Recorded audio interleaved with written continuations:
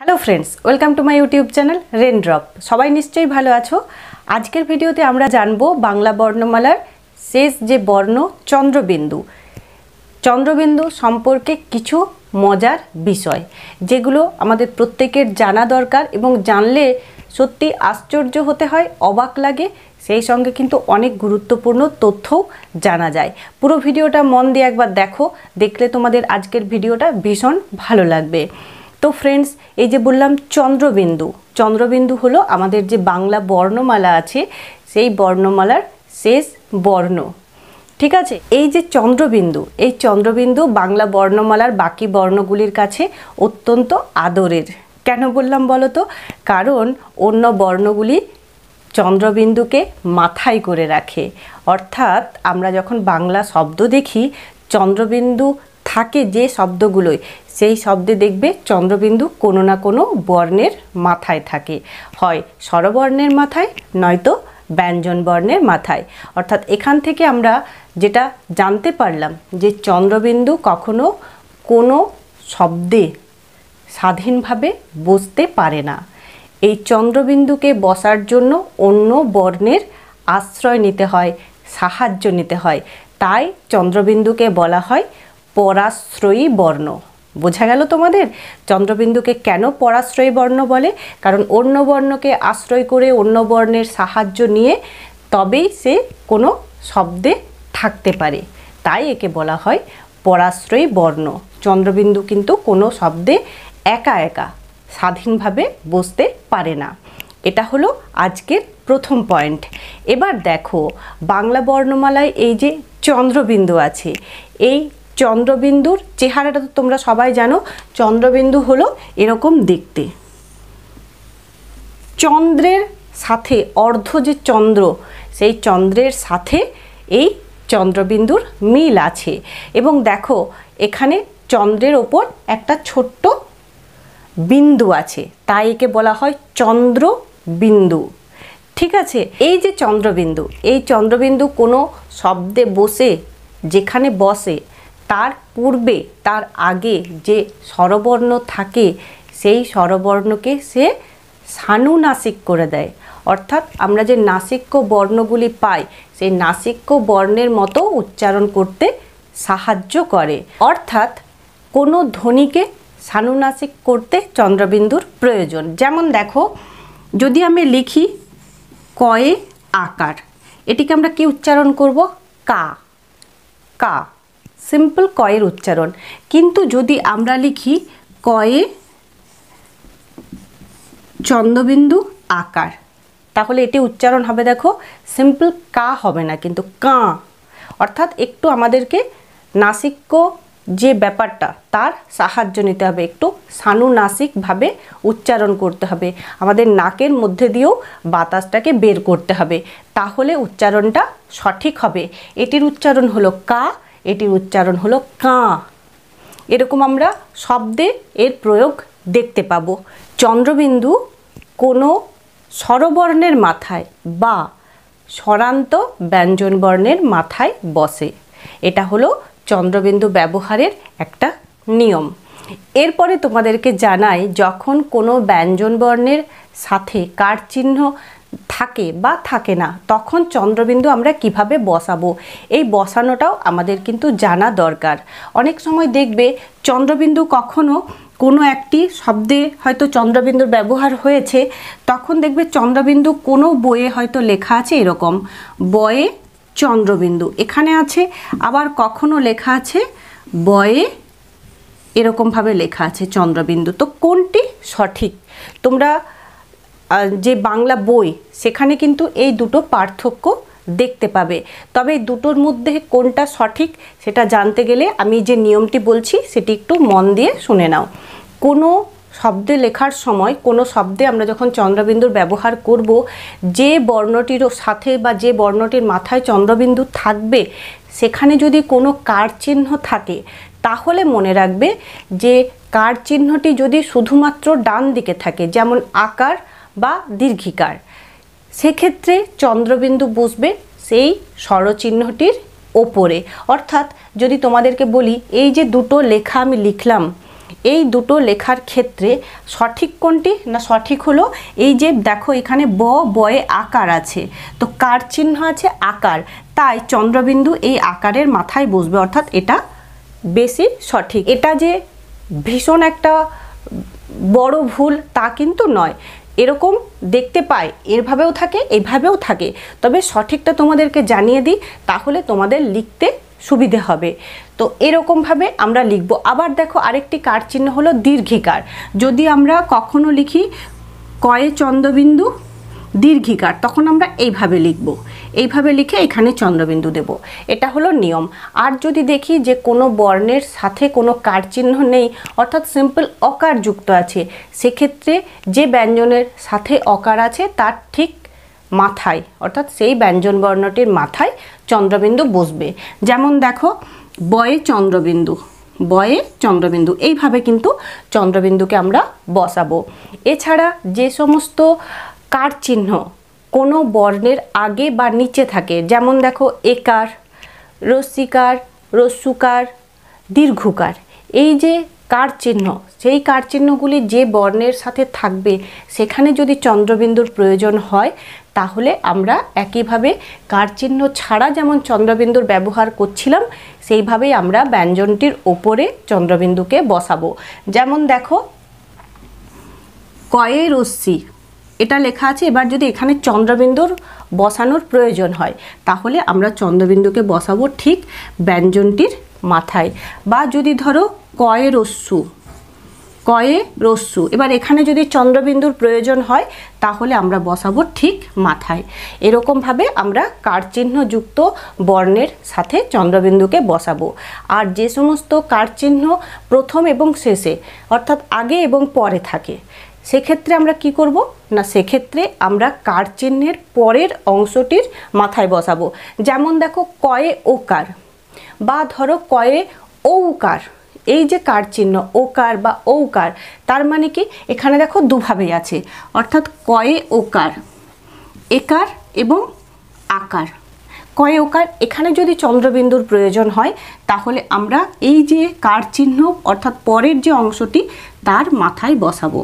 বা ধরো কয়ে ঔকার, কয়ে ঔকার, সেক্ষেত্রে যদি চন্দ্রবিন্দু বসানোর প্রয়োজন হয় কোনো শব্দে যেখানে ঔকার আছে, সেখানে আমরা ঠিক পরে এই যে ঔকারের যে পরের অংশ অর্থাৎ পরে যেটা আছে তার উপরে চন্দ্রবিন্দুকে বসাবো। এটা হলো আসল নিয়ম। তবে এই যে নিয়মটি বললাম, এই নিয়মটি কিন্তু আমরা বইয়ের সব জায়গায় একইভাবে ফলো করতে বা অনুসরণ করতে দেখতে পাই না।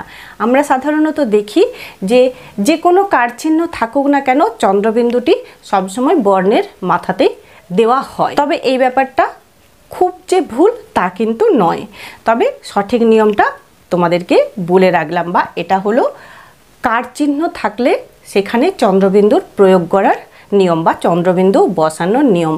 আশা করি তোমরা নিয়মটা বুঝতে পারলে এবং জেনে তোমাদের নিশ্চয়ই ভালো লাগলো। তো যাই হোক, চলো আমরা পরের নিয়মটা জেনে নিই। পরের নিয়মে আমরা জানি বা দেখে থাকবে যে কোনো হিন্দু দেবদেবীর নামের প্রথমে চন্দ্রবিন্দু ব্যবহার করা হয়। অর্থাৎ দেখবে শ্রী শ্রী শারদীয়া পূজা, শ্রী শ্রী দুর্গা পূজা, তো তখন লেখার সময় দেখবে এইভাবে কিন্তু লেখা হয়, শ্রী শ্রী শারদীয়া। এইভাবে লিখে যে দেবদেবীর নাম, সেই দেবদেবীর নামের প্রথমে অর্থাৎ এখানে একটা চন্দ্রবিন্দু ব্যবহার করা হয়, শ্রী শ্রী শারদীয়া পূজা। বা কখনো লেখা হয় এইভাবে, জয় মা দুর্গা, জয় মা দুর্গা। তো এখানে অনেক সময় চন্দ্রবিন্দু বসানো হয়, হিন্দু দেবদেবীর নামের প্রথমে চন্দ্রবিন্দুর ব্যবহার দেখা যায়। পরের নিয়মে দেখো, যদি কোনো হিন্দু ব্যক্তি মারা যান, তাহলে সেই ব্যক্তির মারা যাওয়ার পর যদি কোথাও তার নাম ব্যবহার করা হয়, তখন সেই নামের প্রথমেও কিন্তু চন্দ্রবিন্দুর ব্যবহার দেখতে পাওয়া যায়। তিনি স্বর্গত হয়েছেন বা ঈশ্বর প্রাপ্ত হয়েছেন, এটা বোঝাতে নামের শুরুতে আমরা একটা চন্দ্রবিন্দুর ব্যবহার দেখতে পাই। তো বাংলা ভাষায় এইসব জায়গাতে চন্দ্রবিন্দুর ব্যবহার করা হয়।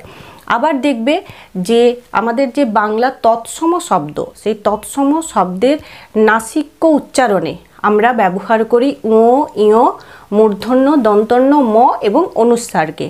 কিন্তু যখন এই তৎসম শব্দগুলোই তদ্ভব শব্দে পরিবর্তন করা হয়, তখন এই যে নাসিক্য বর্ণের জন্য যে বর্ণগুলির ব্যবহার করা হয় বললাম, অর্থাৎ ও, ইয়, মূর্ধন্য, দন্তন্য, ম এবং অনুস্বার, সেই প্রত্যেকটি বর্ণ পরিবর্তিত হয়ে চন্দ্রবিন্দু তার জায়গা নেয়, অর্থাৎ সেই সমস্ত বর্ণের স্থানে চন্দ্রবিন্দু বসে। তোমাদেরকে উদাহরণ দিই, তাহলে তোমাদের কাছে ব্যাপারটা খুব ভালোভাবে বোঝা যাবে। যেমন দেখো, পঙ্ক এটি একটি তৎসম শব্দ, কিন্তু যখন এটিকে লেখা হয় পাঁক, এটি হলো তদ্ভব শব্দ। তো এখানে আমরা দেখতে পাচ্ছি এই যে ও, সেই ও জায়গা দখল করেছে কিন্তু চন্দ্রবিন্দু। বা ধরো পঞ্চ, প ইয় চয়, পঞ্চ এটি একটি তৎসম শব্দ। যখন আমরা এটিকে তদ্ভব শব্দে লিখি অর্থাৎ 5, তখন ও, এখানে ও, এখানে ইয় পরিবর্তিত হয়ে গেল চন্দ্রবিন্দুতে। বা ধরো এরকমও লেখা হয়, যেমন ধরো লেখা হয় শঙ্খ, শঙ্খ, শঙ্খ থেকে যখন লেখা হয় শাঁখ, তখন কিন্তু ও পরিবর্তিত হয়ে যায় চন্দ্রবিন্দুতে। যেমন লেখা হয় বংশ, ব অনুস্বার তালাবস, বংশ এটি তৎসম শব্দ। যখন এটাকে লেখা হয় তদ্ভব শব্দে বাঁশ, তখন দেখো ব এবং তালাবস থাকে, কিন্তু এই যে নাসিক্য বর্ণটার যে ব্যবহার ছিল অনুস্বার, সেই নাসিক্য উচ্চারণ অর্থাৎ সানুনাসিক ব্যাপারটাকে অপরিবর্তিত রাখতে এখানে এই অনুস্বারকে পাল্টে বা অনুস্বারের পরিবর্তে বসে চন্দ্রবিন্দু এবং এটি হয়ে যায় বাঁশ। তো এরকম আমরা অনেক উদাহরণ পাবো। অর্থাৎ নাসিক্য ব্যাপারটাকে বজায় রাখার জন্য, সানুনাসিক ব্যাপারটাকে অপরিবর্তিত রাখার জন্য আমরা কিন্তু দেখি তৎসম শব্দ থেকে তদ্ভব শব্দের রূপান্তরের সময় নাসিক্য উচ্চারণের জন্য দায়ী বর্ণগুলি প্রত্যেকটি পরিবর্তিত হয়ে যায় চন্দ্রবিন্দুতে। তো এই ব্যাপারটাও কিন্তু একটা ভীষণ গুরুত্বপূর্ণ ব্যাপার। আরেকটা ভীষণ ইন্টারেস্টিং ব্যাপার হলো যে চন্দ্রবিন্দু এমন একটা বর্ণ যেটাকে হয়তো অনেকে অবহেলা করেন বা অনেকে গুরুত্ব দেন না, কিন্তু এই চন্দ্রবিন্দুর ব্যবহার আমাদের বাংলা ভাষায় অত্যন্ত গুরুত্বপূর্ণ। কারণ চন্দ্রবিন্দু যদি না থাকে বা থাকে, তাহলে কিন্তু একেবারে শব্দটার অর্থ পাল্টে যায়, পরিবর্তিত হয়ে যায়। চন্দ্রবিন্দু থাকলে একরকম অর্থ বোঝায়, আর চন্দ্রবিন্দু না থাকলে কিন্তু একেবারে সম্পূর্ণ একটা অন্য অর্থ বোঝায়। তাই বাংলা বর্ণমালায় বা বাংলা শব্দে, বাংলা সাহিত্যে চন্দ্রবিন্দুর ব্যবহার কিন্তু অত্যন্ত গুরুত্বপূর্ণ, ওকে কোনোভাবেই অবহেলা করা যাবে না।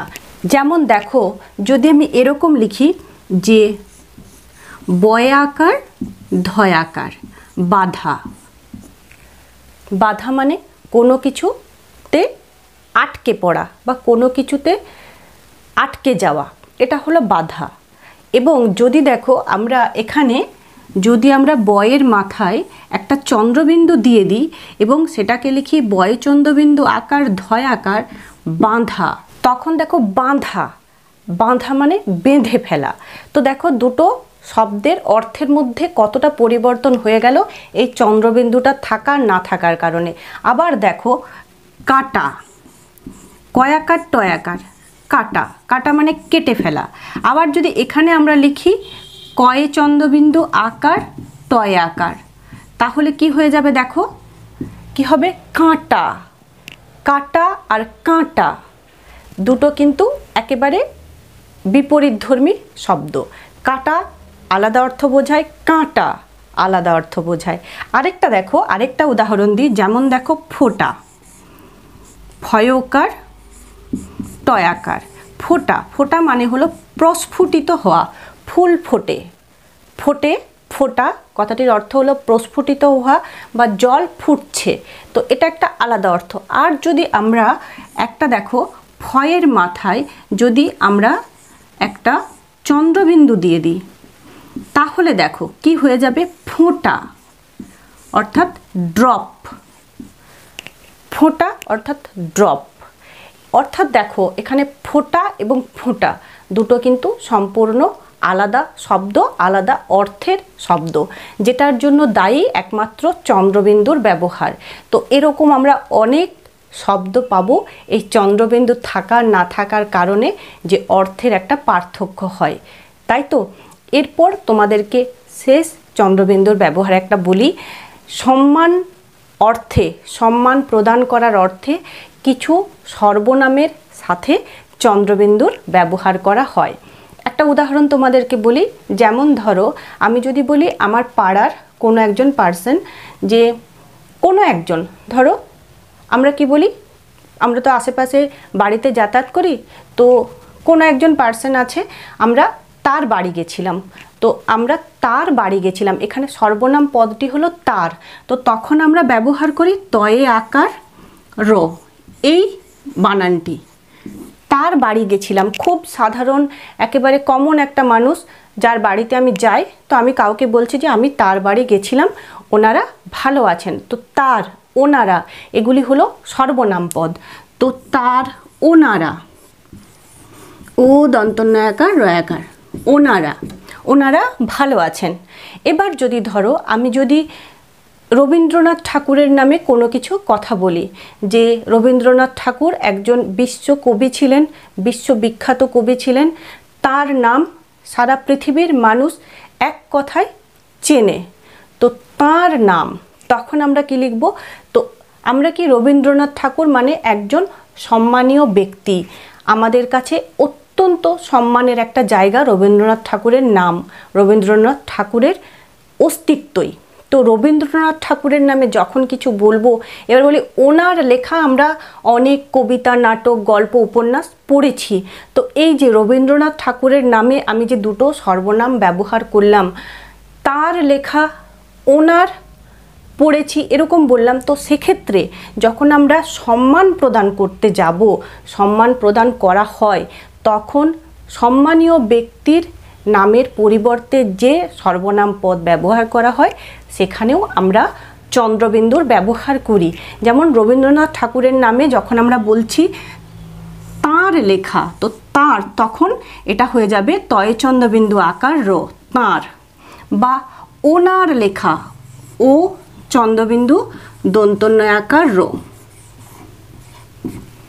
বা যদি রবীন্দ্রনাথ ঠাকুরের সাথে সাথে আমরা যদি কাজী নজরুল ইসলামের কথা বলি, যে কাজী নজরুল ইসলামও একজন বিখ্যাত কবি ছিলেন, তাদের লেখা আমরা পড়ি, আমাদের বাড়ির সবাই পড়ে, তো তাদের মানে রবীন্দ্রনাথ ঠাকুর এবং কাজী নজরুল ইসলাম, এই দুজন মহান ব্যক্তিরই লেখা আমরা প্রত্যেকে পড়ি, পড়তে ভালোবাসি, তো তখন সর্বনাম পদ আমরা ওনাদের জন্য ব্যবহার করলাম, অর্থাৎ তাঁদের। তো তাঁদের, তখন আমরা কি লিখব? সেখানে আমরা ব্যবহার করব তয়ে চন্দ্রবিন্দু আকার দয়েকার র। তো এইভাবে আমরা কিন্তু সম্মানসূচক সর্বনাম পদে চন্দ্রবিন্দুর ব্যবহার করে থাকি। তো এই হলো চন্দ্রবিন্দু সম্পর্কে নানা রকম মজার কথা এবং গুরুত্বপূর্ণ কথা। এরপর চলো আমরা দেখে নিই চন্দ্রবিন্দুর শব্দে ব্যবহার। চন্দ্রবিন্দুকে পরাশ্রয়ী বর্ণ বলে, চন্দ্রবিন্দু কোথায় কোথায় কিভাবে বসে সেটা আমরা অলরেডি জেনে গেছি, তাই তো। এরপর চলো আমরা দেখে নিই শব্দে চন্দ্রবিন্দু থাকলে কিভাবে তার উচ্চারণ করতে হয়। তো দেখো, যে বর্ণের মাথায় চন্দ্রবিন্দু থাকবে তার নাসিক্য উচ্চারণ হবে, এটা আমাদেরকে খেয়াল রাখতে হবে। তারপর চন্দ্রবিন্দু ছাড়া বাকি যে বর্ণগুলি থাকবে শব্দের মধ্যে, সেখানে কিন্তু নাসিক্য উচ্চারণ চলবে না। তো দেখো, প্রথম শব্দ হলো চয়ে চন্দ্রবিন্দু আকার দ। চয়ে চন্দ্রবিন্দু আকার, এইভাবে পড়তে হয়। যে বর্ণের মাথায় চন্দ্রবিন্দু থাকে সেই বর্ণটি পড়ার পর চন্দ্রবিন্দুর কথা বলতে হয়, তারপর যদি কোনো কার চিহ্ন থাকে তারপর কার চিহ্নর ব্যাপারটি আসে। তাহলে দেখো এখানে চয়ে চন্দ্রবিন্দু আকার দ, উচ্চারণটা কেমন হবে? চাঁদ, না, এই উচ্চারণটা কিন্তু সঠিক হলো না। দেখো আমি যখন উচ্চারণ করলাম তখন দয়েরও একটু নাসিক্য উচ্চারণ হলো, সেটা কিন্তু করা চলবে না। উচ্চারণটা হবে চাঁদ, চয়ে চন্দ্রবিন্দু আছে, সুতরাং চয়ের ক্ষেত্রে আমরা নাসিক্য উচ্চারণ করব। চা, তারপর দ, চাঁদ। চাঁদ নয় কিন্তু, চাঁদ। চয় চন্দ্রবিন্দু আকার দ, চাঁদ। আমরা তো জানি চাঁদ কোন বস্তুটিকে বলে, বা আমাদের পৃথিবীর একটি উপগ্রহ আছে, সেটি হলো চাঁদ, তাই তো? তাহলে চাঁদ বানানটা কিভাবে লিখছি দেখো, চয়ে, এবার দেখো চন্দ্রবিন্দু বলছি কিন্তু খেয়াল রাখবে আকার আছে, তো চয়ের সাথে আকার দেওয়ার পর আকারের মাথায় থাকবে চন্দ্রবিন্দু। যদিও চয়ের মাথাতেই মানে বর্ণটির মাথাতেও চন্দ্রবিন্দু দেওয়া থাকে, সেটাও তো আমরা জেনেছি যে ভুল নয়। তো যাই হোক, চেষ্টা করবে সঠিকটা লেখার। তো চয়ে চন্দ্রবিন্দু আকার দো, শব্দটি হলো চাঁদ। ওকে, এরপর দেখো দয়ে চন্দ্রবিন্দু আকার তো। দয়ে চন্দ্রবিন্দু আছে, দয়ে চন্দ্রবিন্দু আকার তো, এইভাবে পড়া হয়। দাঁত, দাঁত। দয়ের যখন আমরা উচ্চারণ করব তখন আমরা একটু নাকি সুরে, অর্থাৎ বাতাসটা একটু নাকের মধ্যে দিয়েও বের করে উচ্চারণটা করব। তো হলো কি দাঁত। দয়ে চন্দ্রবিন্দু আকার তো, দয়ে চন্দ্রবিন্দু দিতে হবে, তো আকারের মাথায় দিলাম চন্দ্রবিন্দু, এরপর তো, দাঁত। শব্দটি হলো দাঁত।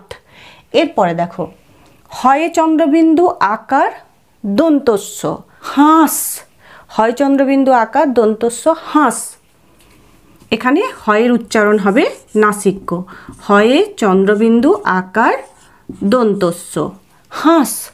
পরের শব্দ দেখো বয়ে চন্দ্রবিন্দু আকার ক, উচ্চারণটা হবে বাঁক। বাক নয় কিন্তু বাক। এই যে শব্দটি, এই শব্দটির অর্থ হলো কথা, কিন্তু বয়ে চন্দ্রবিন্দু আকার ক, বাঁক মানে ঘোরার জায়গা, বাঁক, বেঁকে গেছে যেখানটা, ঠিক আছে? তো বাঁক শব্দটা আমরা পেলাম বাঁক। কি হলো বানানটা? বয়ে চন্দ্রবিন্দু আকার ক। যেহেতু এই শব্দগুলিতে দেখো কার চিহ্ন আকার আছে, তাই চন্দ্রবিন্দু বসবে আকারের মাথায়। বর্ণটির মাথাতেও দিতে পারো, কিন্তু সঠিক হলো আকারের মাথায় বসানো, ঠিক আছে? এরপরে দেখো কয়ে চন্দ্রবিন্দু আকার চয়ে আকার কি হয়? কাঁচা, কাঁচা, কাঁচা অর্থাৎ র, পাকা নয় এমন। এবার দেখো যদি চন্দ্রবিন্দুর উচ্চারণটা আমরা সঠিকভাবে না করি, তাহলে তো আগের দিনেই জেনেছি যে সম্পূর্ণ অর্থের পার্থক্য হবে যে শব্দটি আমরা পাবো যদি চন্দ্রবিন্দুর উচ্চারণ বা চন্দ্রবিন্দু না দিই। কয়াকার চয়াকার, কাঁচা। কাঁচা কথাটির অর্থ হলো পরিষ্কার করা, জামা কাপড় কাচি আমরা, তো সেখানে চন্দ্রবিন্দু নেই, কিন্তু কয়ে চন্দ্রবিন্দু থাকলে উচ্চারণটা হলো কাঁচা, কাঁচা, কাঁচা। কাঁচা কথাটির অর্থ হলো ওই যে বললাম পাকা নয় এমন, র, ঠিক আছে? তো কাঁচা বানানটি কি পেলাম দেখো, কয়ে চন্দ্রবিন্দু, এখানে আছে আকার, তারপর চয়ে আকার, কাঁচা, কাঁচা। তারপরে দেখো পয়ে চন্দ্রবিন্দু আকার চ, উচ্চারণটা হবে পাঁচ। পয়ের উচ্চারণ নাসিক্য, পাঁচ একটি সংখ্যা, এক অঙ্কের একটি সংখ্যা, পাঁচ, পাঁচ, ঠিক আছে? পাঁচ এরকম নয় কিন্তু পাঁচ। চয়ের ক্ষেত্রে কোনো নাসিক্য উচ্চারণ হবে না। দেখো পয়ে চন্দ্রবিন্দু হবে আকার চ, পাঁচ, ঠিক আছে? শব্দটি হলো পাঁচ। এর পরের যে শব্দ আছে দেখো তালাবসয়ে চন্দ্রবিন্দু আকার খ, উচ্চারণটা হবে শাঁখ, শাঁখ। শয়ের উচ্চারণ নাসিক্য, শাঁখ, ঠিক আছে? শাঁখ। তো কি পেলাম? বানানটি কি আছে দেখো, তালাবসয়ে চন্দ্রবিন্দু আকার আছে, তো এখানে আমরা চন্দ্রবিন্দু দিলাম, তারপর খ, শাঁখ। পরের যে শব্দ বয়ে চন্দ্রবিন্দু আকার তালাবস রয়ে রশ্মি, বাঁশরি, বাঁশরি, বাঁশরি। বাঁশরি কথাটির অর্থ হলো বাঁশি, ঠিক আছে? বাঁশি। তো বানানটা দেখো বয়ে চন্দ্রবিন্দু আকার তালাবস রয়ে রশ্মি, বাঁশরি, বাঁশরি। পরের শব্দ আ চন্দ্রবিন্দু চ ল, আঁচল। আঁচল, আঁচল। শাড়ির যে প্রথম অংশটা থাকে সেটাকে আমরা বলি আঁচল, মায়ের আঁচল, তাই না? আঁচল। তারপর চল, আয়ের উচ্চারণ এখানে নাসিক্য, আঁচল নয় কিন্তু, আঁচল। তো কি বানানটা পেলাম দেখো, আ চন্দ্রবিন্দু চ ল, শব্দটি হলো আঁচল। পরের শব্দ হলো দেখো, তালাবস্যে চন্দ্রবিন্দু আকার, ক্ষয়ে আকার, রয়ে রস্যি। উচ্চারণ তালাবস্যে চন্দ্রবিন্দু আকার, উচ্চারণটা হবে সাঁ, সা নয় সাঁ। খারি, শাঁখারি, শাঁখারি, যিনি শাঁখা তৈরি করেন তাকে বলা হয় শাঁখারি। এখানে শব্দটা বানানটা কি পেলাম দেখো, তালাবস্যে চন্দ্রবিন্দু আকার, ক্ষয়ে আকার, তারপর রয়ে রস্যিকার, শাঁখারি, শাঁখারি। ঠিক আছে, এরপরে দেখো, কয়ে চন্দ্রবিন্দু আকার, কয়ে চন্দ্রবিন্দু আকার, কাঁ, ঠয়ে আকার ল, ঠাল। কাঁঠাল একটি ফল যেটি সাধারণত গ্রীষ্মকালে পাওয়া যায় এবং অত্যন্ত সুমিষ্ট, তাই না? রসযুক্ত এবং ভেতরে কোয়া থাকে। কাঁঠাল, জ্যাকফ্রুট আমরা যার ইংরেজি নামে চিনি। কাঁঠাল শব্দটি হলো এখানে কাঁঠাল, কাঁঠাল। তো দেখো বানান কি পাচ্ছি, কয়ে চন্দ্রবিন্দু আকার, ঠয়ে আকার ল, কাঁঠাল। ঠিক আছে, এর পরের শব্দ আ চন্দ্রবিন্দু, ধয়ে আকার র। উচ্চারণটা আমরা কি করব, আধার নয় কিন্তু, আন্ধারও নয়। আধার এটাও ঠিক নয়, আন্ধার এটাও ঠিক নয়। সঠিক উচ্চারণটি হলো আধার। আধার কথাটির অর্থ হলো অন্ধকার। ঠিক আছে, কি বললাম, আন্ধারও নয় আধারও নয়, আধার। আয়ের উচ্চারণ নাসিক্য। তো দেখো আমরা বানানটি কি পেলাম, আ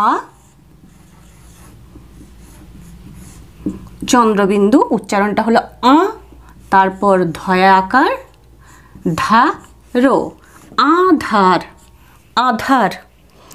পরের শব্দ পয় চন্দ্রবিন্দু, তাহলে উচ্চারণটা কি হবে, পো, চয়রস্যি তালাবস্য, 25, 25, 25। 25 অর্থ হলো একটি সংখ্যা, 25, 2 10 5, একটি 2 অঙ্কের সংখ্যা, 2 এবং 5, দশক স্থানে 2, একক স্থানে 5 নিয়ে যে সংখ্যাটি হয় সেটিকে আমরা বলি 25, 25। তো দেখো আমরা বানানটা কি পাচ্ছি, পয়ে চন্দ্রবিন্দু, চয়ে রস্যি, পো, তারপর চি, তারপর তালাবস্য, 25। এটাও ঠিক নয়, 25, 25। পয়ের নাসিক্য উচ্চারণ কেমন, যেহেতু পয়ের মাথায় চন্দ্রবিন্দু আছে। তারপরের শব্দ দেখো, কয়ে চন্দ্রবিন্দু আকার, কা, ক দন্তন্য, কন, কাঁকন, কাঁকন। কাঁকন কথাটির অর্থ হলো মেয়েদের হাতের যে চুড়ি বা বালা জাতীয় অলংকার, সেটাকে বলা হয় কাঁকন, বা এটাকে একটু ভালো কথাতেও বলা হয় কঙ্কন। তো এখানে আমরা যে শব্দটি পেলাম সেটি হলো কাঁকন, কাঁকন, কাঁকন। ঠিক আছে, তো দেখো কিভাবে বানানটি লিখছি, কয়ে চন্দ্রবিন্দু আকার, ক দন্তন্য, কাঁকন। এবং দেখো এখানে চন্দ্রবিন্দু কিন্তু আকারের মাথাতে বসেছে। তো চলো শব্দগুলো আরেকবার সুন্দর করে পড়ে নিই এবং উচ্চারণটা একটু ভালো করে দেখে নিই। তার আগে তোমাদেরকে জানিয়ে দিই, তোমরা অনেকেই জেনে গেছো, যারা নতুন বন্ধু তাদের জন্য বিশেষ করে বলা যে আমার আরও একটি চ্যানেল আছে, সম্পূর্ণ অঙ্কের চ্যানেল, যার নাম স্টাডি ল্যাম্প প্রতিমা মিস। তোমরা এই চ্যানেলের যে ভিডিও তার নিচের প্রত্যেকটি ডেসক্রিপশন বক্সে আমার অঙ্কের চ্যানেলটির লিঙ্ক দেওয়া আছে, তোমরা সেই লিঙ্কে একবার ক্লিক করে দেখো। আমি নিশ্চিত যে তোমাদের অঙ্কের চ্যানেলের ভিডিওগুলো ভীষণ কাজে দেবে, হেল্প করবে নানা রকম পরীক্ষার প্রিপারেশন নিতে। তো তো একবার ভিজিট করে দেখো, যদি ভালো লাগে আমার অঙ্কের চ্যানেলটিকেও সাবস্ক্রাইব করে সঙ্গে থেকো। তো চলো শব্দগুলো আরেকবার ভালো করে পড়ে নিই। দেখো, চয়ে চন্দ্রবিন্দু আকার দ, উচ্চারণটা হলো চাঁদ। দয়ে চন্দ্রবিন্দু আকার তো, দাঁত। হয় চন্দ্রবিন্দু আকার দন্তস্য, হাঁস, হাঁস।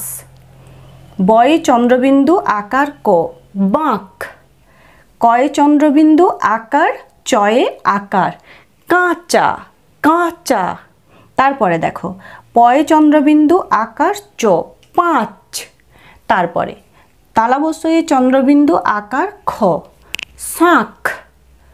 বয়ে চন্দ্রবিন্দু আকার তালাবস্য রয়ে রস্যি, বাঁশরি, বাঁশরি। ঠিক আছে। তারপরে দেখো, আ চন্দ্রবিন্দু চল, আঁচল, আঁচল। তালাবস্যয়ে চন্দ্রবিন্দু আকার ক্ষয়াকার রয়ে রস্যি, শাঁখারি, শাঁখ, শাঁখারি। কয়ে চন্দ্রবিন্দু আকার ঠয়াকার ল, কাঁঠাল, কাঁঠাল। তারপরে দেখো, আয়ে চন্দ্রবিন্দু আ চন্দ্রবিন্দু ধয়াকার র, আধার, আধার। তারপরে দেখো, প চন্দ্রবিন্দু চয়রস্যি তালাবস্য, পয়ে চন্দ্রবিন্দুও বলতে পারি, পয়ের মাথায় আছে চন্দ্রবিন্দু। তো পয়ে চন্দ্রবিন্দু চয়রস্যি তালাবস্য, 25, 25। তারপরে শেষ শব্দ হলো কয়ে চন্দ্রবিন্দু আকার ক দন্তন্য, শব্দের উচ্চারণটা হলো কাঁকন। ঠিক আছে। তো ফ্রেন্ডস, আজকের ভিডিওটা থেকে তোমরা নিশ্চয়ই এরপর চন্দ্রবিন্দু দেওয়া যে কোনো শব্দ পড়তে পারবে। আজকের এই শব্দগুলোর উচ্চারণ যদি তোমরা একটু ভালো করে দেখেছো। তো যদি আজকের ভিডিওটা ভালো লাগলো লাইক করো, শেয়ার করতে পারো। আর আমার এই ভিডিওগুলো যদি ভালো লাগছে তাহলে আমার রেনড্রপ চ্যানেলকে সাবস্ক্রাইব করে সঙ্গে থেকো। সবাই খুব ভালো থেকো, সুস্থ থেকো। আজ এই পর্যন্তই, টাটা।